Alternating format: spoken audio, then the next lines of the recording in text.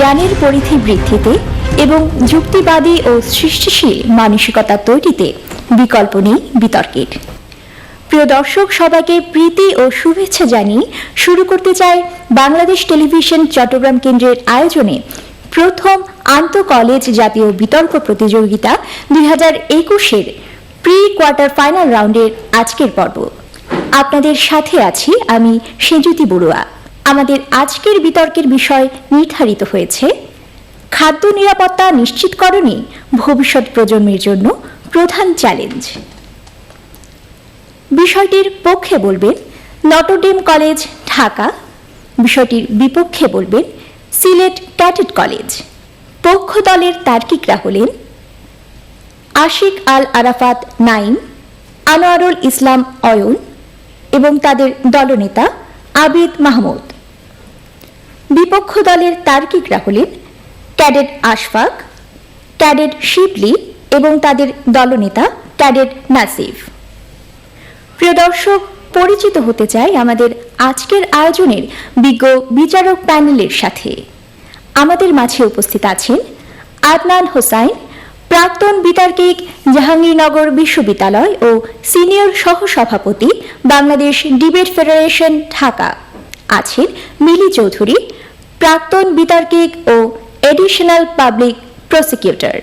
আরও আছেন SM নওশাদ ইমতিয়াজ, প্রাক্তন বিতার্কিক ও head of marketing, confidence salt.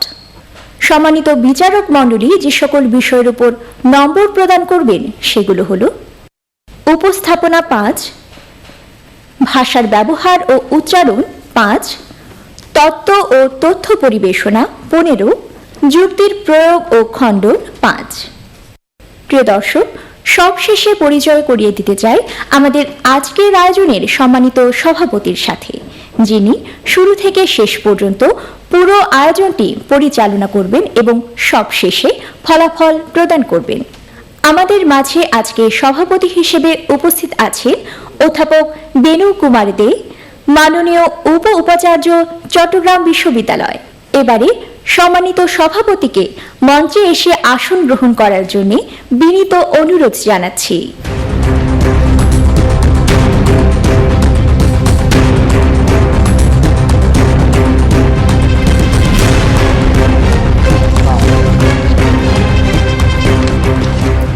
প্রতিযোগিতা শুরু করার পূর্বে আমি নিয়মগুলো জানিয়ে দিতে চাই। প্রত্যেক বিতার্কিক তার বক্তব্য উপস্থাপনের জন্য 5 মিনিট সময় পাবেন। সেক্ষেত্রে 4 মিনিটে সতর্কতা সংকেত এবং 5 মিনিটে চূড়ান্ত সংকেত দেয়া হবে। তাছাড়া প্রত্যেক দলের দলনেতা অতিরিক্ত 2 মিনিট সময় পাবেন তাদের যুক্তি খণ্ডনের জন্য। সেক্ষেত্রে 1.5 মিনিটে সতর্কতা সংকেত এবং 2 মিনিটে চূড়ান্ত সংকেত দেয়া হবে। এবারে আমি আমাদের সম্মানিত সভাপতিকে প্রতিযোগিতা শুরু করার জন্য বিনীতভাবে অনুরোধ জানাতে চাই। সম্মানিত সভাপতি, আমরা আজ এখানে একত্রিত হয়েছি প্রথম আন্তঃ কলেজ জাতীয় বিতর্ক প্রতিযোগিতা 2021 পরিবেশনা করার জন্য আয়োজনে বাংলাদেশ টেলিভিশন চট্টগ্রাম কেন্দ্র। আজকের বিষয় হলো খাদ্য নিরাপত্তা নিশ্চিতকরণেই ভবিষ্যৎ প্রজন্মের জন্য প্রধান চ্যালেঞ্জ।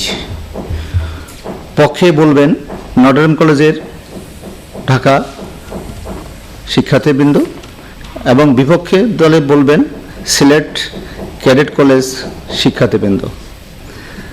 আমি প্রথমেই নটরডেম কলেজ ঢাকা এর প্রথম বক্তা আশিক আল আরাফাত নাইমকে অনুরোধ করছি ওনার বক্তব্য উপবেশন করার জন্য।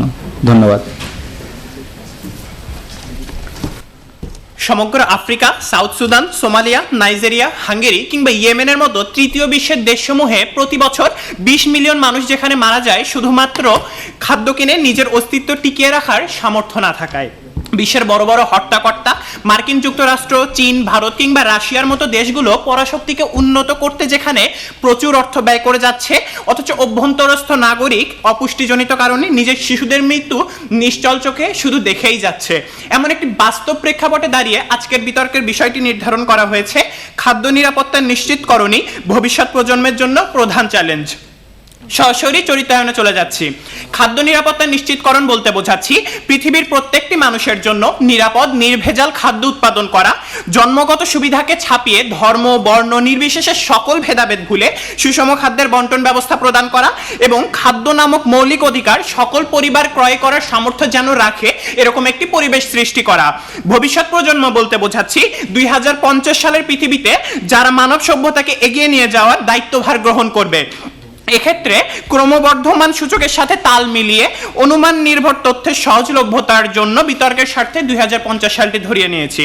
প্রধান চ্যালেঞ্জ বলতে বোঝাচ্ছি যে সমস্যা ভবিষ্যৎ প্রজন্মের জন্য সবচেয়ে বড় বাধা, সবচেয়ে বেশি গুরুত্বপূর্ণ এবং সমাধান করা কষ্টসাধ্য হবে।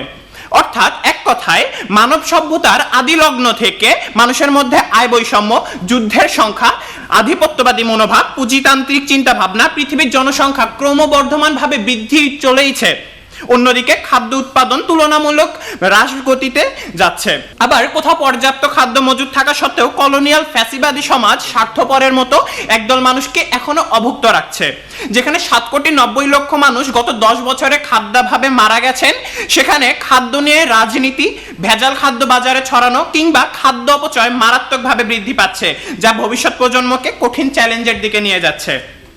মাননীয় সভাপতি, খাদ্য নিরাপত্তা নিশ্চিতকরণই কেন ভবিষ্যৎ প্রজন্মের জন্য প্রধান চ্যালেঞ্জ তা বোঝানোর জন্য আমরা 5টি ভিত্তি স্থাপন করেছি। প্রথমটি হচ্ছে আয় বৈষম্যের দরুন সাধারণ মানুষের খাদ্য সামগ্রী ক্রয় করার সামর্থ্য না থাকা। ব্যাপারটি কেমন বোঝাচ্ছি? গণতান্ত্রিক এই পৃথিবীতে প্রতিনিয়ত ধনী এবং দারিদ্র্যের মধ্যে বৈষম্য বৃদ্ধি পাচ্ছে। খাদ্যমূল্যের মান সময়ের সাথে বৃদ্ধি পেলেও দরিদ্র মানুষের দারিদ্র দুষ্ট চক্করের পাইপলাইন থেকে উদ্ধার করা সম্ভব হচ্ছে না। স্বল্প উন্নত দেশসমূহে বেকারত্ব, কলোনিয়াল সিস্টেম কিংবা দুর্নীতির চাপে দরিদ্র মানুষের মুখে আজও অন্ন জোটে না। আবার উন্নত রাষ্ট্রসমূহের মূল হাতিয়ার হচ্ছে সেই দেশের অভ্যন্তরস্থ কর্পোরেশন এবং মূল মন্ত্র আগ্রাসীবাদী মনোভাব। এই যখন অবস্থা, তখন তারা মানবতা বা দারিদ্র দূরীকরণ নয়, বরং অস্ত্র খাতে অথবা পরাশক্তিক উন্নয়নের ব্যয়টাই মাথা ব্যথা হয়ে দাঁড়ায়। অক্সফার্মের মতে পুরো পৃথিবীর অর্ধেক মানুষের সম্পদ তথা খাদ্য সহ মৌলিক অধিকার সমূহের ভোগ দখলের প্রবেশাধিকার রাখে মাত্র 8 জন মানুষ, অর্থাৎ শীর্ষ ধনীর কথা বলছি। মাননীয় সভাপতি, যেখানে আজ 100 কোটি মানুষ অতি দরিদ্রের কাঠগোড়ায় সামান্য খাবার কেনার সামর্থ্য রাখে না, সেখানে ক্যাপিটালিস্ট সমাজ দ্বারা 2050 সালে ক্রমবর্ধমানভাবে অভুক্ত মানুষের মৃত্যু যে ঘনিয়ে আসছে তা আমরা নিশ্চিত। মাননীয় সভাপতি, বিশ্বের 85 কোটি মানুষ এখনো চরম দরিদ্রের কারণে বহুদিন ধরে ক্ষুধার্ত। খোদ আমেরিকা যেখানে অস্ত্রক্ষেত্রে বিনিয়োগ করে $715 মিলিয়ন, সেখানে সেই যুক্তরাষ্ট্রে এখনো 42 মিলিয়ন মানুষ খাদ্য নিরাপত্তাহীনতায় ভোগে, সেখানে 13 মিলিয়ন শিশু পুষ্টিহীনতায় ভোগে। স্যার আর্থার লুইসের ইকোনমিস্ট বইয়ের মাধ্যমে খুব সহজেই বোঝা যায় যে চীন ভারতকে আমরা খুবই উন্নত বলে মনে করি, সেই চীন ভারতের মতো দেশগুলোর আক্ষরিক অর্থে জিডিপি বাড়লেও সেখানে আয় বৈষম্য কখনো কমেনি, বরঞ্চ 2050 সালে সেটি আরো প্রকট রূপ ধারণ করতে পারে। দ্বিতীয় ভিত্তিটি হচ্ছে খাদ্য অপচয়। ধনী গোষ্ঠীর কাছে সম্পদ কুক্ষিগত থাকায় সম্পদের অপচয় তাদের জন্য খুব বড় সমস্যা হয়ে দাঁড়ায় না। সিন্ডিকেট, খাদ্য মজুদ, রেস্টুরেন্ট থেকে বাসাবাড়ি সব জায়গায় যেখানে 125 থেকে 160 বিলিয়ন পাউন্ড খাদ্য নষ্ট হয়, সেখানে পুষ্টিহীনতায় শুধুমাত্র ভারতে 4,60,00,000 শিশুর বিকাশ বাধাগ্রস্ত হচ্ছে। আয় বৈষম্যের দরুন বাজারে যথেষ্ট খাদ্য থাকলেও তা সাধারণ মানুষের কেনার উপকূলে থাকে না, ফলে মধ্যবর্তী সিন্ডিকেটের হাতেই তা পচতে শুরু করে। 152 মিলিয়ন শিশু তাদের ভবিষ্যৎকে উপেক্ষা করে শিশু শ্রমে বাধ্য হচ্ছে, সেখানে মার্কিন যুক্তরাষ্ট্র তার বিলাসবহুল মানুষ 40% খাদ্য নষ্ট করছে। জি, 40%। কলোনিয়াল প্রসেস ধ্রুব থাকা সত্ত্বেও শ্রমবাজারের করুণ অবস্থা দিনকে দিন তীব্র অপচয়ে পরিণত হচ্ছে। এছাড়াও আমরা যে 3টি ভিত্তি রেখেছি তা হলো, 3 নম্বরটি হচ্ছে একটি দেশের সাথে আরেকটি দেশের যুদ্ধ, নিষেধাজ্ঞা, শরণার্থী সমস্যা প্রযুক্তিগত উন্নয়নের সাথে সমান তালে বেড়ে চলেছে, ফলে যুদ্ধ পরবর্তী দুর্ভিক্ষ, বাণিজ্যিক যুদ্ধের দরুন মানুষের কর্মক্ষেত্র হারানো কিংবা ভবিষ্যৎহীন শরণার্থী আগামী বিশ্বে খাদ্য নিরাপত্তাহীনতার বড় কারণ। চতুর্থটি হচ্ছে প্রযুক্তির কল্যাণে খাদ্য উৎপাদন বৃদ্ধি পেলেও জলবায়ু পরিবর্তনে কৃষি জমি সংকটকালীন মুহূর্তে 900 কোটি জনসংখ্যার পৃথিবীতে খাওয়ানোর জন্য 2050 সাল প্রস্তুত থাকে না। পঞ্চমটি হচ্ছে খাদ্য ভেজাল এবং খাদ্যকে বাণিজ্যিক পণ্য মনে করে বর্তমান বিশ্ব রাজনীতি খাদ্য উৎপাদন ও বন্টনে বাধা সৃষ্টি করে। ধন্যবাদ মাননীয় সভাপতি, ধন্যবাদ সবাইকে। ধন্যবাদ আশিক আল আরাফাত নাইম। এখন আমাদের বিপক্ষ দলের পক্ষে বলবেন ক্যাডেট আশফাক। ধন্যবাদ মাননীয় সভাপতি আমাকে বক্তব্য উপস্থাপনের সুযোগ দেওয়ার জন্য। মাননীয় সভাপতি, আমার প্রতিপক্ষ দলের প্রথম বক্তা বললেন জনসংখ্যা বৃদ্ধির হারের সাথে নাকি খাদ্য উৎপাদন বৃদ্ধির হার হ্রাস পাচ্ছে। প্রতিপক্ষ লক্ষ্য করুন, বাংলাদেশ গ্লোবাল.com এর তথ্য মতে জাতিসংঘের জলবায়ু প্রতিবেদন সংক্রান্ত প্যানেল তাদের চতুর্থ মূল্যায়নে বলেছিল যে চলতি শতকের শেষের দিকে নাকি বাংলাদেশের ধান ও গমের উৎপাদন 20 ও 30% কমবে। কিন্তু বিজ্ঞ প্রতিপক্ষ মজার ব্যাপার কি জানেন, গত 5 বছরে আমাদের দেশে ধান ও গমের উৎপাদন গড়ে 2.5 থেকে 3 গুণ বেড়েছে।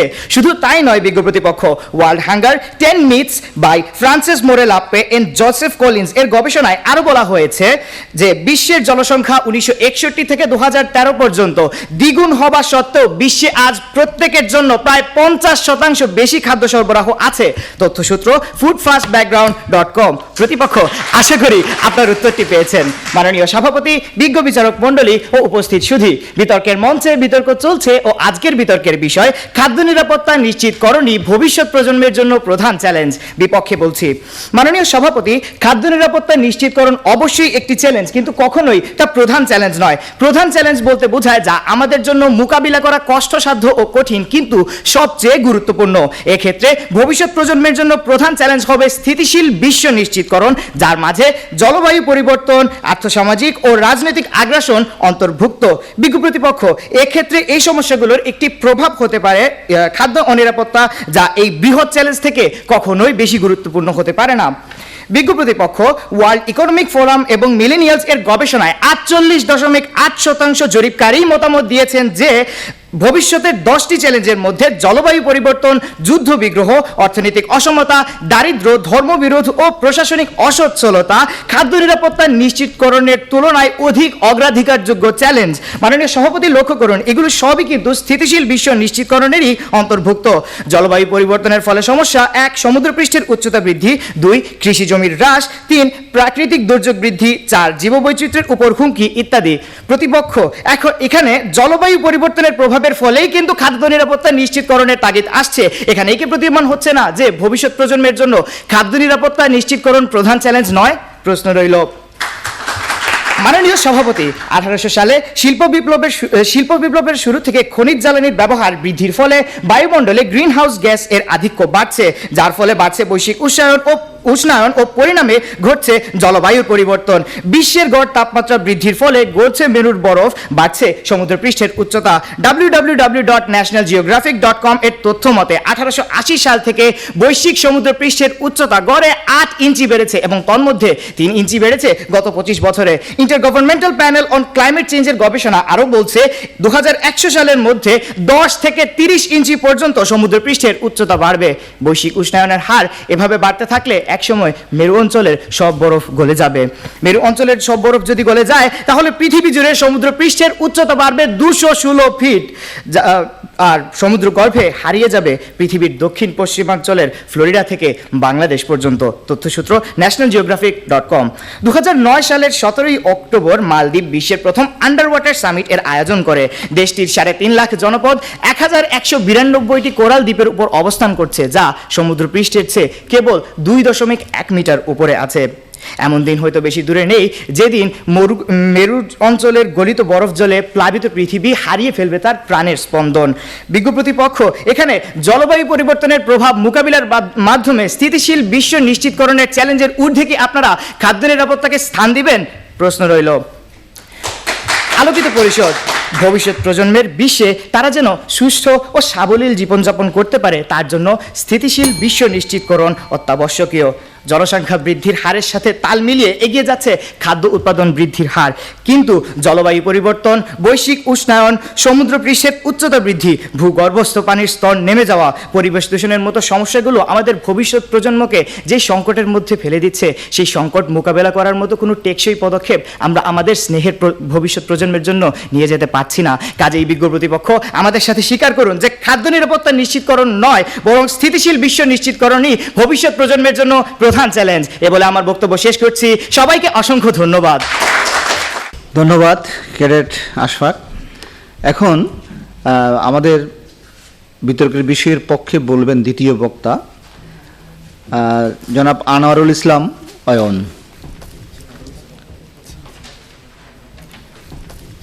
মাননীয় সভাপতিকে অসংখ্য ধন্যবাদ।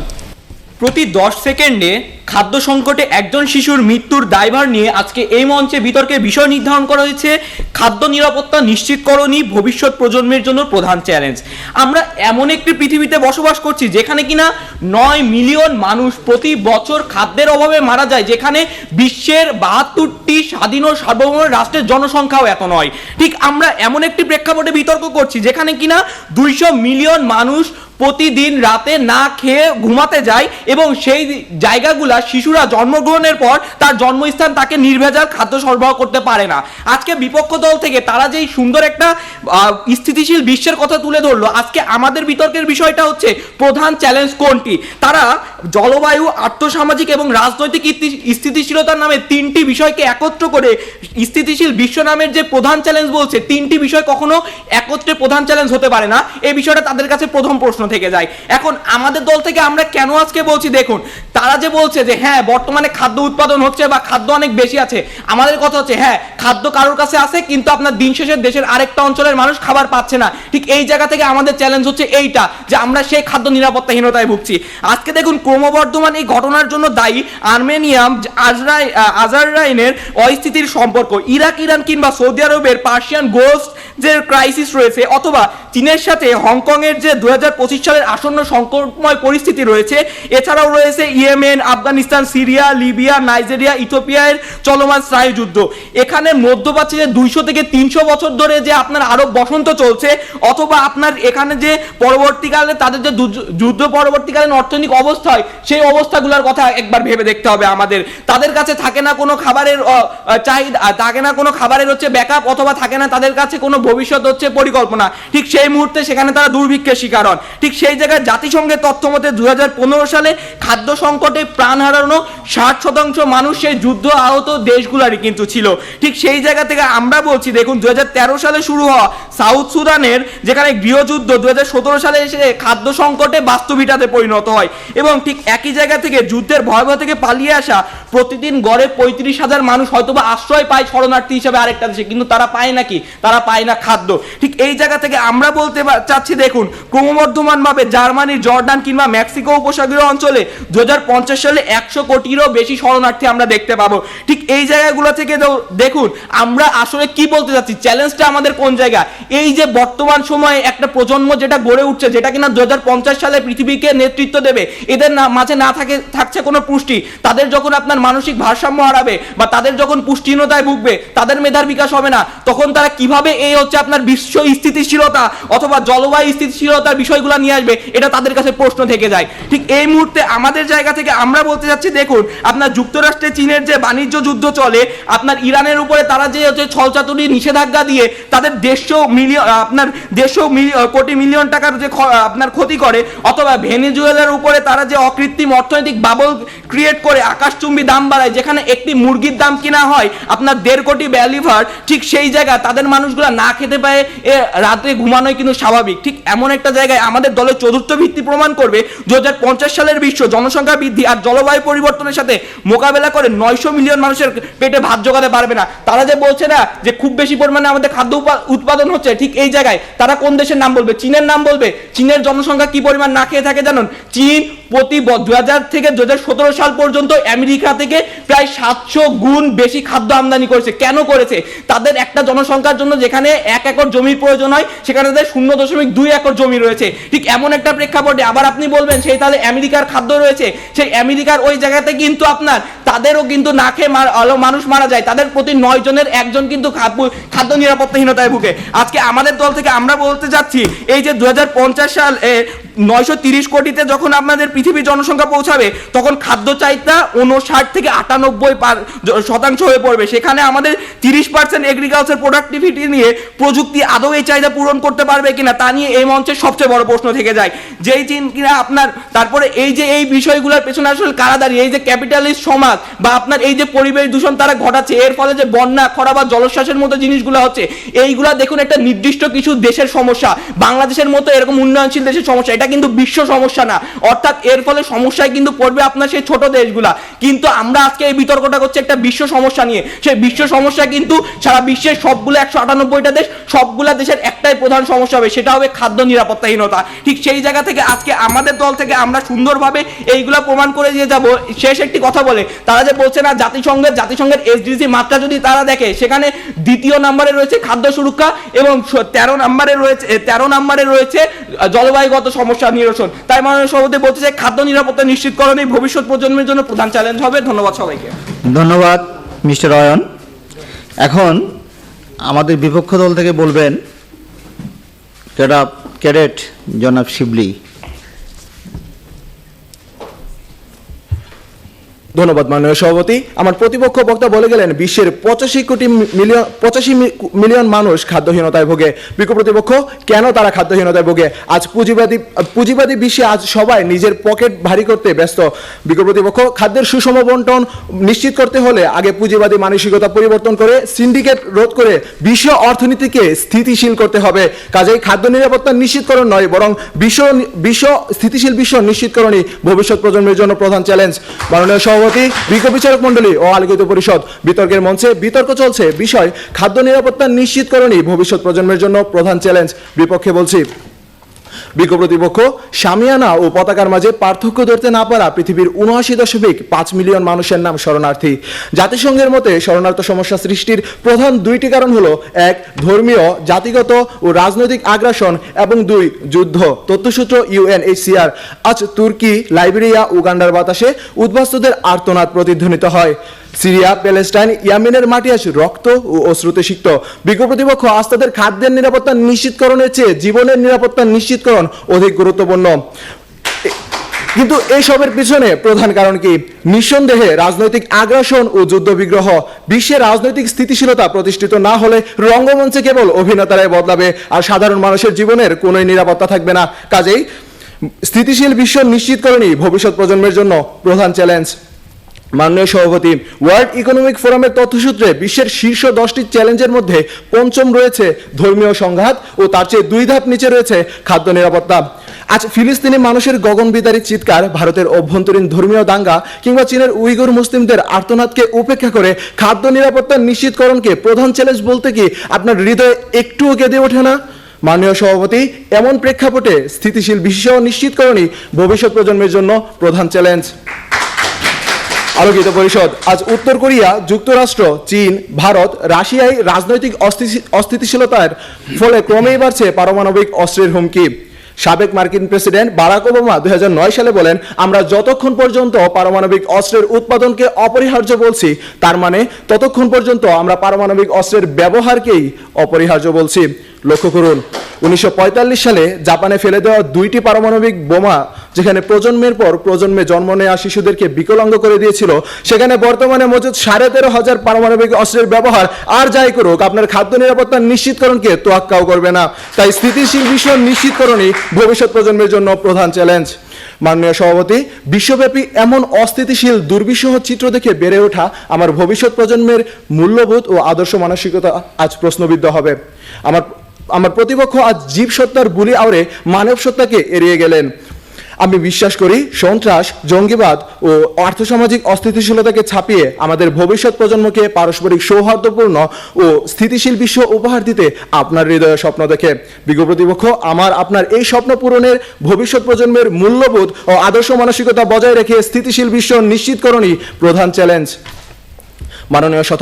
মাননীয় সভাপতি, 6ষ্ঠ শতাব্দীতে বিউবেনিক প্লেগ নামক মহামারীতে 30 থেকে 50 মিলিয়ন মানুষ মৃত্যুবরণ করে, যা ছিল তৎকালীন বিশ্বে মোট জনসংখ্যার অর্ধেক। 15 থেকে 17 শতাব্দীতে স্মল পক্স, 1918 সালে স্প্যানিশ ফ্লু যথাক্রমে 20 মিলিয়ন ও 50 মিলিয়ন মানুষের প্রাণ কেড়ে নেয়। এছাড়াও বর্তমানে চলমান করোনা ভাইরাস এই পর্যন্ত 3.54 মিলিয়ন মানুষের প্রাণ কেড়ে নিয়েছে। লক্ষ্য করুন, যতবারই মহামারী আঘাত এনেছে ততবারই দুমড়ে মুচড়ে গিয়েছে গোটা বিশ্বের স্থিতিশীলতা।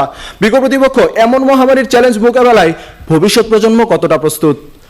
মাননীয় সভাপতি, আবির্ভাবের 40 বছর পরও আমরা এইচআইভি ভাইরাসের কোনো প্রতিষেধক আবিষ্কার করতে পারিনি। কাল যদি করোনার মতো এইচআইভি ভাইরাসের কোনো ছোঁয়াচে ভেরিয়েন্টের আবির্ভাব হয়, স্রষ্টা না করুক, তখন ভবিষ্যৎ প্রজন্মের লাশের মিছিলে আপনি কার জন্য খাদ্য নিরাপত্তা নিশ্চিত করবেন বিজ্ঞ প্রতিপক্ষ? কাজেই খাদ্য নিরাপত্তা নিশ্চিতকরণ নয়, বরং স্থিতিশীল বিশ্ব নিশ্চিতকরণই ভবিষ্যৎ প্রজন্মের জন্য প্রধান চ্যালেঞ্জ। মাননীয় সভাপতি, জেনেটিক্যালি মডিফাইড ক্রপস ব্যবহারে কৃষক উৎপাদন 22% ও কৃষকের লাভ বৃদ্ধি পেয়েছে 68%। তথ্যসূত্র allianceforScience.cornell.edu। জেনেটিক টেকনোলজির মাধ্যমে আমরা উচ্চ ফলনশীল মানের ধান, গম ইত্যাদি চাষ করতে পারছি। 1972 সালে বাংলাদেশের জনসংখ্যা ছিল 7 কোটি, 2.5 গুণ বৃদ্ধি পেয়ে বর্তমানে তা 17 কোটি। আর এই সময়ে আবাদ জমির পরিমাণ 30% হ্রাস পেলেও শস্য উৎপাদন বৃদ্ধি পেয়েছে 3 থেকে 5 গুণ। তথ্যসূত্র বাংলাদেশগ্লোবাল.com 15 অক্টোবর 2020। আর 2000 সাল থেকে বিশ্বব্যাপী লেভেল অফ হাঙ্গার তথা খাদ্য সংকটের তীব্রতা কমেছে 27%। তথ্যসূত্র concernusa.org। বিজ্ঞ প্রতিপক্ষ, এখানে প্রতীয়মান হয় যে সময়ের সাথে সাথে প্রতিকূলতা অতিক্রম করে আমরা খাদ্য নিরাপত্তা নিশ্চিতকরণের চ্যালেঞ্জ অনেকাংশেই মোকাবেলা করতে ইতোমধ্যেই সক্ষম হয়ে গেছি। তাহলে ভবিষ্যৎ প্রজন্মের জন্য খাদ্য নিরাপত্তা নিশ্চিতকরণই প্রধান চ্যালেঞ্জ নয়, বরং স্থিতিশীল বিশ্ব নিশ্চিতকরণই প্রধান চ্যালেঞ্জ। ধন্যবাদ মাননীয় সভাপতি, ধন্যবাদ সবাইকে। ধন্যবাদ ক্যাডেট জনাব শিবলি। এখন পক্ষে বক্তব্য উপস্থাপন করবেন নটরডেম কলেজের দলনেতা মিস্টার আবিদ মাহমুদ। আমি ওনাকে আহ্বান জানাচ্ছি ওনার বক্তব্য পেশ করার জন্য। ধন্যবাদ। তারা বলে গেলেন যে খাদ্য নিরাপত্তা নয়, বরং আমাদেরকে আনতে হবে হচ্ছে স্থিতিশীল সমাজ। এই আর্গুমেন্টের মোট 4টা পার্টিকুলার আমরা হচ্ছে রেসপন্স দিব। নাম্বার 1, যেখানে জাতিসংঘ কিংবা এসডিজি গোল প্রত্যেকটা রাজনৈতিক স্থিতিশীলতা বলেন, অর্থনৈতিক স্থিতিশীলতা বলেন, আপনার তাপমাত্রা বৃদ্ধি বলেন, প্রত্যেকে আলাদা আলাদা গোল হিসাবে দেখেছে। কেননা প্রত্যেকটা জিনিস সমাধান করতে হলে আপনাকে আলাদা আলাদা স্টেপ নিতে হবে, আলাদা আলাদা সমাধান পদ্ধতি গ্রহণ করতে হবে। সেখানে বিপক্ষ দল এসে আপনাকে একটা প্যাকেজ আকারে দিয়েছেন। এই জায়গায় সমস্যাটা হচ্ছে যেখানে বিতর্কটা হচ্ছে প্রধান নিয়ে আমরা মেনে নিচ্ছি যে আমাদের জলবায়ু সমস্যা আছে, আমাদের অর্থনৈতিক স্থিতিশীলতা নাই, আমাদের রাজনৈতিক স্থিতিশীলতা নাই, আমাদের ভিতরে মানবতা নাই, প্রত্যেকটা জিনিস আমরা মেনে নিয়েছি। কিন্তু আজকে বিতর্কের বিষয়ের সাথে তারা সাংগতিপূর্ণ কোনো বিতর্কের বিষয়ের সাথে সাংগতিপূর্ণ কোনো বক্তব্য দেয়নি। নাম্বার 2, আমরা মনে করি তারা যে বারবার বলছেন যে সাম্যের কথা, তারা বলছেন ঐক্যের কথা, এই ঐক্য বা সাম্য কখন আমাদের মাঝখান থেকে হারিয়ে যায় বা আমরা কখন বাক প্রিভিলেজকে মানে প্রাধান্য দেওয়া শুরু করি। আমরা ধরেন আমরা বাংলাদেশে বসবাস করি, এই জন্য আমরা মুসলিম হিসাবে আমরা হিন্দুদেরকে অপারেশন করব, আমরা তাদের কাছ থেকে সম্পদগুলোকে কেড়ে নিব। আমি মার্কিন যুক্তরাষ্ট্রের লোক, আমার কাছে অনেক বেশি অস্ত্র আছে, আমি সেই অস্ত্র অন্য একটা দেশের উপর প্রয়োগ করে আমি অন্য দেশের সম্পদগুলোকে কেড়ে নিব। আমরা বিশ্বাস করি যেই মুহূর্তে আপনার কাছে সীমাবদ্ধ রিসোর্স থাকবে, আপনার কাছে সম্পদ খুব বেশি কম থাকবে, সেই মুহূর্তে আপনি চাবেন অন্য একটা মানুষের সম্পদকে কেড়ে নিয়ে আপনার দেশে যেন নিয়ে আসা যায়। এবং এই জায়গায় যেখানে 2048 সালের মধ্যে পুরো সমুদ্র যতগুলো সম্পদ রয়েছে, যতগুলো আমিষের কারখানা রয়েছে, সেইগুলো সবকিছু ধ্বংস হয়ে যাবে, যেখানে কিনা খাদ্যর সংকটে প্রত্যেকটা দেশ ভুগবে, যেখানে প্রত্যেকটা জায়গায় চায়নার মতো দেশগুলো দেখছি মার্কিন যুক্তরাষ্ট্রের কাছ থেকে খাদ্য আমদানি করছে, যেখানে তাদের কিনা এত বেশি প্রযুক্তি। আমরা বিশ্বাস করি এমন একটা সময়ে সব থেকে বেশি ইম্পর্টেন্ট হচ্ছে আপনার দেশে আপনি কত বেশি রিসোর্সকে মজুত করতে পারবেন। এই জন্যই প্রত্যেকটা দেশ আরেকটা দেশের উপর হামলা চালায়, এই জন্যই প্রত্যেকটা দেশ ভেনেজুয়েলার মতো জায়গাগুলোতে মার্কিন যুক্তরাষ্ট্র যায় তেলগুলোকে দখল করে ফেলায়, এই জন্যই মধ্যপ্রাচ্য নিয়ে অনেক বেশি ঝামেলা হয়, পূর্ব এশিয়া নিয়ে এত বেশি ঝামেলা না হয়। আমরা বিশ্বাস করি যেই মুহূর্তে আমরা দেখেছি যে আফ্রিকার মতো দেশগুলোতে সম্পদগুলো আবিষ্কার হওয়া শুরু করছে, সেই মুহূর্তে প্রত্যেকটা দেশ চলে গেছে সেই জায়গায়। অর্থাৎ দিন শেষে আপনি যদি দেখেন যে এই খাদ্য নিরাপত্তাহীনতা দূর করার জন্যই প্রত্যেকটা দেশ আরেকটা দেশের উপর আগ্রাসনহীনতা চালাচ্ছে, আগ্রাসী মনোভাব প্রকাশ করছে। তার মানে দিন শেষে আপনাকে যদি মূল কারণ বা প্রধান কারণ ধরতে হয় একটা জিনিসই। দ্বিতীয়ত, তারা বারবার বলার চেষ্টা করছে আমার দেশে ক্লাইমেট চেঞ্জ হচ্ছে, আমার দেশে অর্থনৈতিক স্থিতিশীলতা নাই, আমার দেশে যুদ্ধ হচ্ছে, আফগানিস্তানের কথা তুলে ধরছে। দিন শেষে দেখেন আফগানিস্তানে যখন যুদ্ধ হয় মানুষগুলো শরণার্থীগুলো পালায় যায়, জার্মানি কিংবা জর্ডান তাদের দেশে আশ্রয়স্থল হয়তো বা দিতে পারে, কিন্তু দিন শেষে তাদের কাছে কি থাকে না জানেন? খাদ্য থাকে না। দিন শেষে ক্লাইমেট চেঞ্জের কারণে সব থেকে বেশি ভোগান্তিতে পড়ে কারে জানেন? বাংলাদেশের মতো দেশগুলো, পাকিস্তানের মতো দেশগুলো। এবং তারা দিন শেষে ওই কৃষি নির্ভরশীল দেশ হওয়ার পরেও সেই জায়গায় কৃষিক্ষেত্রে উন্নত করতে পারে না। দিন শেষে বাংলাদেশকে কোন জায়গায় অপমানিত হতে হয় জানেন? যখন তিস্তা নদীর পানি বন্ধ করে দেওয়ার কারণে বাংলাদেশের 14টি জেলা শহরে কোনো সেচের জন্য আপনি পানি পান না। আমরা বিশ্বাস করি আপনি দেশের যদি উদাহরণের কথা চিন্তা করেন, আপনি বিশ্বের সব থেকে বড় বড় দেশের কথা বলবেন, মার্কিন যুক্তরাষ্ট্র যেই দেশ কিনা অস্ত্র খাতে বিনিয়োগ করে অন্য একটা দেশের উপরে কিভাবে সম্পদগুলো কুক্ষিগত করা যায়, যেই দেশে কিনা প্রো ইসরায়েল দলের কাছ থেকে তারা টাকা হচ্ছে নির্বাচনে জেতার জন্য টাকা নেয় এবং সেই জন্য সারা দেশে আধিপত্যবাদ প্রতিষ্ঠা করার চেষ্টা করে এবং সেইখানকার 40 40% স্টুডেন্ট তারা নিজেদের খাদ্য পায় না, তারা তাদের মানসিক বিকাশ পায় না। এবং দিন শেষে এইগুলো কারা জানেন? সেই ব্ল্যাক লাইভস ম্যাটারের আন্দোলনকারী মানুষগুলো, ওই কালো মানুষগুলো। তার মানে হচ্ছে সমাজের সংখ্যালঘু মানুষকে অপারেশন করে কিভাবে ধনী মানুষগুলোকে কাছে খাদ্য পৌঁছে দেওয়া যায়, এইটাই তাদের মূল লক্ষ্য। এবং আমরা বিশ্বাস করি এইটাই খাদ্য আপনি নিরাপত্তাহীনতার সব থেকে বড় লক্ষ্য। আপনি যদি চীনের কথা দেখেন, সেখানে দেখবেন 2.5% পপুলেশন কোনো ধরনের খাদ্য পায় না। আপনি যদি ফিলিস্তিনের ক্ষেত্রে দেখেন, 32% ফ্যামিলি তাদের যুদ্ধের কারণে, সেই যুদ্ধের অবস্থা থেকে অর্থনৈতিক অবস্থা দাঁড় না কারণে খাবার খেতে পায় না। আপনি যদি ভেনেজুয়েলার ক্ষেত্রে দেখেন, 85% মেডিকেল ইকুইপমেন্টের দাম খুবই বেশি বেড়ে গেছে। একটা সামান্য কফির দাম সেখানে 10 লক্ষ টাকা তাদের দেশি অনুযায়ী। আপনি যদি সোমালিয়ার ক্ষেত্রে দেখেন, সেই সকল দেশে একদম নিম্ন দরিদ্র মানুষ আফ্রিকার ওই যে সম্পদ দখলের জন্য চলে গেছে। আপনি যদি আর্জেন্টিনার ক্ষেত্রে দেখেন, সেখানে অর্থনৈতিক ধস ঘটেছে। আপনি যদি পেরুর ক্ষেত্রে দেখেন, যখন কিনা ব্রেক্সিট থেকে লন্ডন বেরিয়ে গেল, ঠিক সেই মুহূর্তে ওই পেরুর মানুষজন তাদের কর্মসংস্থানগুলোকে হারিয়েছে, যার কারণে তাদেরকে এখনো পর্যন্ত না খেয়ে থাকতে হয়। আপনি যদি পাকিস্তান, বাংলাদেশের মতো দেশের ক্ষেত্রে দেখেন, সেখানে আপনি দেখবেন জলবায়ু সমস্যার লাস্টে ইফেক্ট হিসাবে বাংলাদেশ তাদের ওই কৃষি নির্ভরশীল দেশ হওয়ার পরে বাইরের দেশে রপ্তানি করে না, বরং আমদানি করতে হয়। আপনি যদি দেখেন, বাংলাদেশে যেই মুহূর্তে বৈশ্বিক রাজনীতিকে ইউজ করে বাংলাদেশে পেঁয়াজের দাম বাড়িয়ে দেওয়া হয়, সেই মুহূর্তে ওই সিন্ডিকেটের জন্য বাংলার কোনো মানুষ পেঁয়াজ খাইতে পারে না। আমরা দেখেছি যে আফগানিস্তানের মতো দেশগুলোতে তাদের যুদ্ধক্ষেত্রের জন্য আমেরিকা সিন্ডিকেট করে এই আফগানিস্তানে কোনো ধরনের খাদ্য ঢুকতে দেয় না। দিন শেষে প্রত্যেকটা দেশ এই বিশ্ব রাজনীতিকে ইউজ করে, আগ্রাসী মনোভাবকে ইউজ করে, প্রথমত তাদের দেশে খাদ্য জোর করে দখল করে নেওয়ার জন্য, সম্পদকে দখল করে নেওয়ার জন্য, এবং দিন শেষে এই মানুষগুলোকে অপারেশনও করে ওই খাদ্য দিয়ে। তার মানে 2050 সালের ওই খাদ্য নিরাপত্তাহীনতায় আমার জন্য সব থেকে বড় সমস্যা। আপনি যদি সিরিয়ার দিকে তাকান, একসাথে যুদ্ধ এবং শরণার্থী কিভাবে আর্তনাদ করছে, কিভাবে সিরিয়ার একটা সমুদ্র বন্দরে একটা শিশু না খেয়ে 10 দিন না খেয়ে তাকে শুয়ে থাকতে হয়। আমরা দিন শেষে বলছি, আপনাকে কোন রাষ্ট্রে, এই রাষ্ট্রের কারা হচ্ছে আপনাকে চালাবে, যেই শিশুরা কিনা এখন না খেতে পেয়ে পুষ্টিহীনতায় নিজেরা বিভিন্ন রোগে ভুগছে, যেই শিশুরা কিনা মানসিক বিকাশ হতে পারছে না, তারা কিভাবে 2050 সালের বিশ্বকে নেতৃত্ব দিবে এই খাদ্য নিরাপত্তাহীনতার এই প্রসেসের মধ্যে দিয়ে? প্রশ্ন থেকে গেল বিপক্ষ দলের কাছে। সো বিতর্কটা একদম বেশি ক্লিয়ার। আমরা মনে করি বিতর্কে পক্ষ দল জয়ী হবে। ধন্যবাদ। ধন্যবাদ। এখন বলবেন বিপক্ষ দলের দলনেতা ক্যাডেট জনাব নাসিফ। আমি ওনাকে আহ্বান জানাচ্ছি ওনার বক্তব্য পেশ করার জন্য। ধন্যবাদ। ধন্যবাদ মাননীয় সভাপতি। মাননীয় সভাপতি, আমার প্রতিপক্ষ দলের বক্তারা আজকে পুঁজিবাদী, দুর্নীতি, আগ্রাসী চিন্তাধারা সহ পৃথিবীর অনেকগুলো উদাহরণ দেখিয়ে গিয়েছেন। প্রতিপক্ষ আমার দলের বক্তারাও কিন্তু বলেছেন এই সকল কারণেই কিন্তু খাদ্য অনিরাপদ হয়ে পড়েছে। তাহলে প্রতিপক্ষ এখানে সহজেই প্রতীয়মান হচ্ছে যে এই রাজনৈতিক অস্থিতিশীলতা, পুরো বিশ্বজুড়ে যে একটি অস্থিতিশীলতা সৃষ্টি হয়েছে, তার কারণে খাদ্য নিরাপত্তা সহ সেই দেশের স্বাস্থ্য খাত এবং অর্থনৈতিক খাত আরো অনেকগুলো খাত ধসে পড়েছে। তাহলে প্রতিপক্ষ এবার বলুন, আমাদের ভবিষ্যৎ প্রজন্মের জন্য প্রধান চ্যালেঞ্জ কোনটি হচ্ছে? অবশ্যই একটি স্থিতিশীল বিশ্ব নিশ্চিত করা। মাননীয় সভাপতি, বিজ্ঞ বিচারক মণ্ডলী এবং আজকের আলোকিত পরিষদ, বিতর্ক চলছে। বিতর্কের বিষয় খাদ্য নিরাপত্তা নিশ্চিতকরণই ভবিষ্যৎ প্রজন্মের জন্য প্রধান চ্যালেঞ্জ। বিপক্ষে বলছি আলোকিত পরিষদ, বর্তমান বিশ্বে অর্থনৈতিক আগ্রাসন অনেক বড় একটি সমস্যা হয়ে দাঁড়িয়েছে। পুঁজিবাদী অর্থনীতির প্রভাবে আজ ধনীরা হচ্ছে আরো ধনী আর গরিবরা হচ্ছে আরো গরিব। আজ তৃতীয় বিশ্বের দেশগুলোকে ধ্বংস করে দিতে যুদ্ধের প্রয়োজন নেই, একটি অর্থনৈতিক নিষেধাজ্ঞাই যথেষ্ট। দ্য ইউনিভার্সিটি অফ ম্যানচেস্টারের গবেষণা মতে পৃথিবীর মোট সম্পদের 50% বিশ্বের শীর্ষ 10 ধনী ব্যক্তির অধীনে। গবেষণায় আরো বলা হয়েছে পুঁজিবাদী অর্থনীতির প্রভাবে সামাজিক বৈষম্য আরো প্রশস্ত হবে এবং সম্পদের সুষ্ঠু বন্টনও বাধাগ্রস্ত হবে। প্রতিপক্ষ, এখানে আপনার সেই সম্পদের সুষ্ঠু বন্টন না হওয়ার কারণে শুধু খাদ্য নিরাপত্তা নয়, আরো অনেকগুলো খাতও কিন্তু বাধাগ্রস্ত হবে। তাহলে প্রতিপক্ষ এখন বলুন, যখন অর্থনৈতিক আগ্রাসন দিয়ে পুঁজিবাদকে ব্যবহার করে আমাদের খাদ্যের বন্টন এমনকি অন্যান্য খাতের বন্টনগুলো বন্ধ করে দেওয়া হচ্ছে, তখন ভবিষ্যৎ প্রজন্মের জন্য কোনটি বড় চ্যালেঞ্জ মনে হবে? অর্থনৈতিক আগ্রাসন প্রতিরোধ করা নাকি খাদ্য নিরাপত্তা নিশ্চিত করা? পেঁয়াজের কথা হয়তো আপনারা ভুলেই গিয়েছেন। সিন্ডিকেটের মাধ্যমে মূল্যস্ফীতি ঘটানো এখন সময়ের ব্যাপার মাত্র। প্রতিপক্ষ, এই অর্থনৈতিক অস্থিতিশীলতা প্রতিরোধ না করলে দেশের অনেকগুলো খাত বাধাগ্রস্ত হবে, যেখানে আপনার খাদ্য নিরাপত্তা, খাদ্যের অনিরাপত্তা একটা অংশ মাত্র। প্রতিপক্ষ লক্ষ্য করুন, বিশ্বে জনসংখ্যা ক্রমেই বেড়ে চলছে। 2050 সালের মধ্যে পৃথিবীর জনসংখ্যা হয়ে যাবে প্রায় 10 বিলিয়ন। তথ্যসূত্র ওয়ার্ল্ড ইকোনমিক ফোরাম। এই 10 বিলিয়ন মানুষের আবাসন ব্যবস্থা নিশ্চিত করতে গিয়ে নগরায়ন ও শিল্পায়নের কারণে কমে যাবে কৃষিজ জমির পরিমাণ। এই কৃষিজ জমি যদি না থাকে তাহলে খাদ্য উৎপাদন করবেন কোথায়?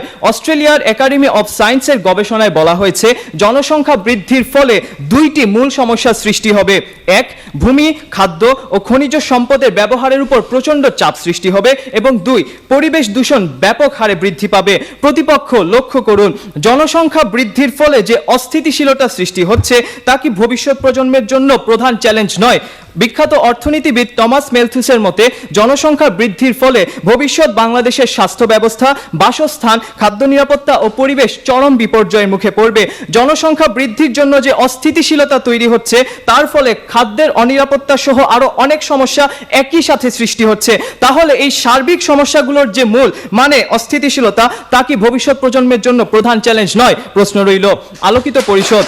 প্রতিপক্ষের বক্তারা খাদ্য নিরাপত্তা নিশ্চিতকরণকে ভবিষ্যৎ প্রজন্মের জন্য প্রধান চ্যালেঞ্জ বলছেন। ঠিক আছে প্রতিপক্ষ, চলুন আপনারা আজকে যে দেশগুলোর উদাহরণ দেখিয়েছেন সেখান থেকে ঘুরে আসা যাক। খাদ্য অনিরাপত্তায় বিশ্বের শীর্ষ দেশ হচ্ছে ইয়েমেন। ইয়েমেনের এই পরিণতির জন্য মূল কারণ হচ্ছে তাদের অন্তর্গত রাজনৈতিক অস্থিতিশীলতা। আপনাকে মনে করিয়ে দেই, ইয়েমেনের এই অস্থিতিশীলতা 1990 সালে শুরু হয়েছিল। তার আগে ইয়েমেনে কিন্তু খাদ্যের অনিরাপত্তার হার অনেক কম ছিল, কিন্তু এই অস্থিতিশীলতার কারণেই তা বৃদ্ধি পেয়েছে। দক্ষিণ সুদানেও এই খাদ্য অনিরাপত্তার অনিরাপত্তা সৃষ্টি হয়েছে 5 বছর ধরে চলা গৃহযুদ্ধের জন্য। আজকে ভেনেজুয়েলায় মূল্যস্ফীতি হয়েছে, যার কারণে পণ্যের দাম ব্যাপক হারে বৃদ্ধি পেয়েছে, আর সে কারণে সেই দেশের খাদ্য নিরাপত্তার উপরেও প্রভাব বিস্তার করছে। জিম্বাবুয়েতে মধ্য আফ্রিকান শরণার্থীদের ঢেউয়ের ফলে জনসংখ্যার ব্যাপক বৃদ্ধি হয়েছিল, যার প্রভাব পড়েছিল সেই দেশের খাদ্য নিরাপত্তার উপরেও। মাননীয় সভাপতি, এই সবগুলো দেশে কোনো না কোনো ভাবে চরম অস্থিতিশীল পরিস্থিতি বিদ্যমান, আর তাই আমাদের প্রস্তাবিত প্রধান চ্যালেঞ্জ যা ছিল স্থিতিশীল বিশ্ব নিশ্চিতকরণ। এখানে প্রতিপক্ষের একটি ভুল ধরিয়ে দিতে চাচ্ছি। প্রতিপক্ষের বক্তারা অস্থিতিশীল বিশ্বের প্রভাবকে শুধুমাত্র খাদ্য অনিরাপদ হওয়ার মধ্যেই সীমাবদ্ধ রেখেছেন, কিন্তু এই অস্থিতিশীলতার প্রভাবে স্বাস্থ্য খাত, অর্থনীতি, খাদ্য নিরাপত্তা, জীবনযাত্রার মান সহ আরো অনেক কিছুই অনিশ্চয়তায় পড়ছে। খাদ্য অনিরাপত্তা ছাড়াও আরো যে সমস্যাগুলো আছে সেগুলোকে সার্বিকভাবে নিলেই স্থিতিশীল বিশ্ব নিশ্চিতকরণই হচ্ছে আমাদের ভবিষ্যৎ প্রজন্মের জন্য প্রধান চ্যালেঞ্জ। মাননীয় সভাপতি, আমার দলের বক্তারা দেখিয়ে গিয়েছেন যে সময়ের সাথে পাল্লা দিয়ে খাদ্য নিরাপত্তা নিশ্চিতকরণের চ্যালেঞ্জ ইতোমধ্যে আমরা অনেকাংশে মোকাবিলা করতে সক্ষম হয়েছি। কাজে খাদ্য নিরাপত্তা নিশ্চিতকরণ ভবিষ্যৎ প্রজন্মের জন্য প্রধান চ্যালেঞ্জ হতে পারে না, কিন্তু স্থিতিশীল বিশ্ব নিশ্চিত না করতে পারলে আমাদের স্নেহের ভবিষ্যৎ প্রজন্ম জলবায়ুর বিরূপ প্রভাব, আর্থসামাজিক বৈষম্যের শিকার কিংবা রাজনৈতিক আগ্রাসনের গ্রাসে নিষ্পেষিত হবে। সুতরাং খাদ্য নিরাপত্তা নিশ্চিতকরণ নয়, বরং স্থিতিশীল বিশ্ব নিশ্চিতকরণই ভবিষ্যৎ প্রজন্মের জন্য প্রধান চ্যালেঞ্জ। ধন্যবাদ মাননীয় সভাপতি, ধন্যবাদ সবাইকে। ধন্যবাদ ক্যাডেট মিস্টার নাসিফ। আমরা দুই পক্ষের বক্তব্য শুনলাম, পক্ষে এবং বিপক্ষে। এখন যুক্তি খণ্ডনের পালা। পক্ষ দলনেতা মিস্টার আবিদ মাহমুদ ওনার দলের পক্ষে যুক্তি খণ্ডন করবেন। আমি ওনাকে যুক্তি খণ্ডনের জন্য আহ্বান জানাচ্ছি। 15 মিনিটের বিতর্কে তাদের কাছ থেকে প্রায় 6 থেকে 7টি বিষয় আমি পেয়েছি। তারা বলেছেন জনসংখ্যার কথা, পরিবেশের কথা, ক্লাইমেট চেঞ্জের কথা, অর্থনৈতিক আগ্রাসনের কথা, রাজনৈতিক আগ্রাসনের কথাও তারা বলে ফেলেছেন। একটা সহজ জিনিস দেখেন, তারা যখন সংজ্ঞায়নে আপনাকে বলেন যে এই জিনিসটার সমাধান করা অনেক বেশি কষ্টসাধ্য হবে। আপনি যদি জনসংখ্যার সমস্যার সমাধান করতে চান, প্রত্যেকটা মানুষকে আপনাকে সচেতন করতে হবে। আপনি যদি পরিবেশের আন্দোলনের কথা বলেন, সেখানে আপনাকে প্রচুর পরিমাণ অর্গানাইজেশন করে তুলতে হবে, সেখানে আপনাকে গ্রিন টেকনোলজির ব্যবস্থা করতে হবে। আপনি যদি ক্লাইমেট চেঞ্জের কথা বলেন, সেখানে প্রত্যেকটা ওজন স্তরের জন্য আপনাকে ভালো ভালো প্রযুক্তিগুলো ইউজ করতে হবে, আপনাকে আইনের ব্যবহার করতে হবে। আপনি যদি অর্থনৈতিক আগ্রাসনের কথা বলেন, সেই জায়গায় প্রত্যেকটা বিশ্বে আয় বৈষম্য দূর করতে হবে। আপনি যদি রাজনৈতিক স্থিতিশীলতার কথা বলেন, প্রত্যেকটা মানুষকে গণতান্ত্রিক হতে হবে, লিবারাল হতে হবে। দিন শেষে তারা যে সমাধানের কথা বললেন, তারা কোন সমাধান এর মাধ্যমে করবেন, তাদের একটা সমস্যার জন্য, প্রত্যেকটা 6টা সমস্যার জন্য আমাকে ভিন্ন ভিন্ন 6টা সমাধানের পেছনে ছুটতে হবে। তার মানে খুব সহজ, যে এই জিনিসটা কখনোই একটা প্রধান সমস্যার আপনি আওতাভুক্ত করতে পারবেন না। এটা 6টা ইন্ডিভিজুয়াল প্রবলেম, যেগুলো আমরা এসডিজিতে দেখেছি, জাতিসংঘেও দেখেছি। তাই বিতর্কের জায়গা থেকে তারা পুরোপুরি বাদ। তারপরেও যদি আপনাকে আমরা ক্লাইমেট চেঞ্জের সম্পর্কে বলি, ক্লাইমেট চেঞ্জ, করোনা প্যান্ডামিক নিয়ে তারা কথা বললেন। সিম্পল একটা জিনিস দেখেন, করোনা প্যান্ডামিকের কারণে যে আপনার বিভিন্ন দেশের কিন্তু কার্বন ইমিশনগুলো কমছে, এবং দিন শেষে দেখেন আপনি যদি পুঁজিতান্ত্রিক দেশও হন, হন, আপনার মাথায় থাকে যে 200 বছর পর আমার সমস্ত রিসোর্সগুলো নষ্ট হয়ে যাবে, আমি কখনো হচ্ছে প্রাকৃতিক সম্পদকে ব্যবহার করতে পারবো না। তার মানে মার্কিন যুক্তরাষ্ট্র যদি চায়ও যে আমি সব দেশ থেকে প্রাকৃতিক সম্পদ তুলে আনবো, তারপরেও সে 200 বছরের বেশি চলতে পারবে না। সেই জন্য তারা গ্রিন টেকনোলজিতে সুইচ করতেছে। আমরা দেখছি যে সোলার প্যানেলের মার্কেটগুলো বা গ্রিন টেকনোলজির মার্কেটগুলো $11.2 বিলিয়ন থেকে এখন বেড়ে হয়ে গেছে $36.6 মিলিয়ন। আমরা দেখেছি যে বিভিন্ন অর্গানাইজেশন, যেমন মার্কিন যুক্তরাষ্ট্র খোদ, যে কিনা ডোনাল্ড ট্রাম্প এসে বলে যায় মেক হচ্ছে আমেরিকা গ্রেট এগেইন, যে বলে যায় সবকিছু হচ্ছে ভাওতাবাজি, সেই আমেরিকাও গ্রিন টেকনোলজির জন্য প্রায় 17টা সংগঠন আলাদা আলাদা করেছে, 17টা অঙ্গরাজ্যে। তার ভিতর আছে EPA, environmental protection agency, NOAA, national oceanic and atmosphere administration সহ অনেকগুলো অর্গানাইজেশন। তার মানে ক্লাইমেট চেঞ্জ সম্পর্কে প্রত্যেকটা পুঁজিতান্ত্রিক দেশ যদি স্বার্থবাদিতার কথা চিন্তাও করে, তারপরে বাধ্য হয়ে তারা ক্লাইমেট চেঞ্জ সম্পর্কে চিন্তা ভাবনা করে। সো এই জিনিসটা কখনো একটা বৈশ্বিক সমস্যা হতে পারে না। এবং আমরা দেখিয়েছিও যে দিন শেষে দক্ষিণ এশিয়ার মতো দেশগুলো, আফ্রিকার মতো যারা নিম্ন অঞ্চলের মানুষজন, সেটা তারা হচ্ছে 2050 সালে যে এফেক্টেড হবে, নট লাইকলি সেখানে চীন বা মার্কিন যুক্তরাষ্ট্রের মতো দেশগুলো এফেক্টেড হবে। সো আমরা বিশ্বাস করি এটা কখনো বৈশ্বিক সমস্যা হতে পারে না। ধন্যবাদ মানুষ সভাপতি, ধন্যবাদ সবাইকে। ধন্যবাদ মিস্টার আবিদ মাহমুদ আপনার সুন্দর যুক্তি খণ্ডনের জন্য। এখন বিপক্ষ দলের দলনেতা ক্যাডেট মিস্টার নাসিব, উনি বক্তব্যের বিপক্ষ দলের পক্ষে উনার বক্তব্য প্রদান করবেন। আমি ওনাকে আহ্বান জানাচ্ছি ওনার বক্তব্য প্রদান করার জন্য। মাননীয় সভাপতি, আমার প্রতিপক্ষ দলের দলনেতা অনেকভাবে প্রমাণ করে গিয়েছেন শেষ পর্যন্ত যে ক্লাইমেট চেঞ্জ নাকি বৈশ্বিক সমস্যা নয়, কিন্তু আমার প্রতিপক্ষ দলের প্রথম বক্তা আবার বলে গিয়েছেন এই বৈশ্বিক সমস্যার জন্য খাদ্যের অনিরাপত্তা সৃষ্টি হচ্ছে। আমার প্রতিপক্ষ দলের প্রথম বক্তা এবং প্রতিপক্ষ দলের দলনেতার বক্তব্য তো একে অপরে সাংঘর্ষিক হয়ে যাচ্ছে। মাননীয় সভাপতি, আমি ঠিক বুঝতে পারছি না আমার প্রতিপক্ষ আসলে আমাদের সাথে বিতর্ক করছেন নাকি নিজেদের মধ্যে বিতর্ক করছেন। আমার প্রতিপক্ষ দলের দলনেতা বলছেন করোনার কারণে নাকি কার্বন ডাইঅক্সাইড কমেছে, তার মানে প্রতিপক্ষ বোঝাই যাচ্ছে আপনি এই ভাইরাস আরো কিছুদিন থাকে। প্রতিপক্ষ করোনা ভাইরাস যখন থাকবে না তখন কি হবে, প্রতিপক্ষ সেই কথা তো আপনি বলে যাননি। আমার প্রতিপক্ষ দলের বক্তারা বলছেন আমরা অনেক সামগ্রিক বিষয়গুলোকে এনে তারপর নাকি একটি বিষয়কে উপস্থাপন করছি। প্রতিপক্ষ আপনারা তো বলছেন এই খাদ্য নিরাপত্তার পিছনে অনেকগুলো কারণ রয়েছে, এতগুলো কারণের জন্যই খাদ্যের অনিরাপত্তা সৃষ্টি হয়েছে। তাহলে প্রতিপক্ষ আপনারা তো আমাদের কথাই বলে দিয়েছেন এই সমস্যাগুলো যদি আপনারা মোকাবিলা করতে পারেন, তার মানে সেই মোকাবিলা হচ্ছে আজকে বৈশ্বিক অস্থিতিশীলতা। এই সমস্যার সমাধান করতে পারলেই তো আজকে আমাদের ভবিষ্যৎ প্রজন্ম চ্যালেঞ্জের মুখোমুখি হচ্ছে না। আমার প্রতিপক্ষ দলের বক্তারা আজকে বলে গিয়েছেন আফ্রিকান দেশগুলোর কথা, যে আজকে আফ্রিকান দেশগুলোতে থেকে নাকি তাদের সেই রিসোর্সগুলো নিয়ে যাওয়া হচ্ছে শুধুমাত্র খাদ্য নিরাপত্তার জন্য। প্রতিপক্ষ খাদ্য নিরাপত্তার জন্য নয়, বরং তারা তাদের সেই খনিজ সম্পদগুলো চুরি করে নিয়ে যাচ্ছে শুধুমাত্র তাদের রাজনৈতিক ও অর্থনৈতিক প্রভাবকে বিস্তার করার জন্য, পৃথিবীতে তাদের অবস্থানকে আরো শক্ত করার জন্য। আমার প্রতিপক্ষ দলের বক্তারা শরণার্থীদের জন্য কত কিছু বলে গিয়েছে, যে শরণার্থীদের কাছে খাদ্য নেই, শরণার্থীদের কাছে কোনো উপায় নেই, কিন্তু প্রতিপক্ষ তারা কেন শরণার্থী হয়েছেন সে কথা আপনারা একবারও বলে যাননি। প্রতিপক্ষ আপনারা আজকে বলছেন ধনীর কাছে পর্যাপ্ত খাদ্য আছে কিন্তু গরিবের কাছে যাচ্ছে না। কেন যাচ্ছে না? সেই পুঁজিবাদী অর্থনীতির কারণে, সেই পুঁজিবাদী মানসিকতার জন্যই তো আজকে ধনীদের কাছে সবকিছু মজুদ রয়ে গেছে, গরিবের কাছে কিছুই যাচ্ছে না। তাই শেষ পর্যন্ত এটাই প্রতীয়মান হচ্ছে যে আপনার এই খাদ্য নিরাপত্তা নয় বরং স্থিতিশীল বিশ্ব নিশ্চিত করাই হচ্ছে ভবিষ্যৎ প্রজন্মের জন্য প্রধান চ্যালেঞ্জ। ধন্যবাদ মাননীয় সভাপতি। ধন্যবাদ ক্যাডেট মিস্টার নাসিব সুন্দর যুক্তি খণ্ডনের জন্য। আমার বিশ্বাস দ্বিপক্ষেই খুব ভালো বলেছেন, ভীষণ ভালো বলেছেন, এবং দ্বিপক্ষকে আমি আমারও শুভেচ্ছা সহ অভিনন্দন জানাচ্ছি। আজকে যে শিশুটি জন্মগ্রহণ করেছে তার প্রথম যে জিনিসের দরকার ছিল খাদ্য,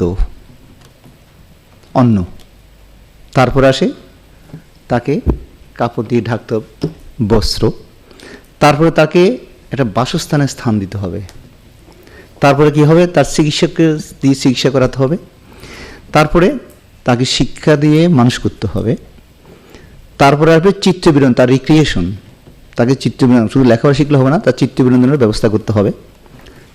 চরম পর্যায়ে যেটা আসে তার সৃজনশীলতার জন্য, তার ক্রিয়েটিভিটি ডেভেলপ করার জন্য দেশের বা সরকারের সবার দায়িত্ব প্রকৃতভাবে মানুষ করার জন্য। তাহলে এই সবগুলো করতে গিয়ে প্রথম যে প্রয়োজনে স্থিতিশীল বিশ্ব যেটা বলছে বিপক্ষ দল, কিন্তু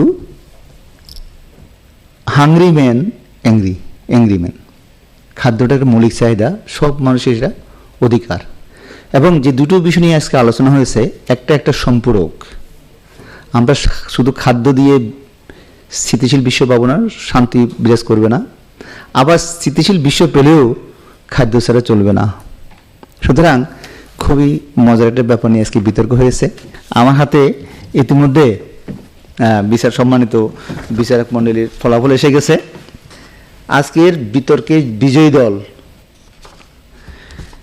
নটরডেম কলেজ ঢাকা পক্ষ থেকে আমি ওনাদেরকে আন্তরিকভাবে অভিনন্দন জানাচ্ছি। শ্রেষ্ঠ বক্তা পক্ষদলের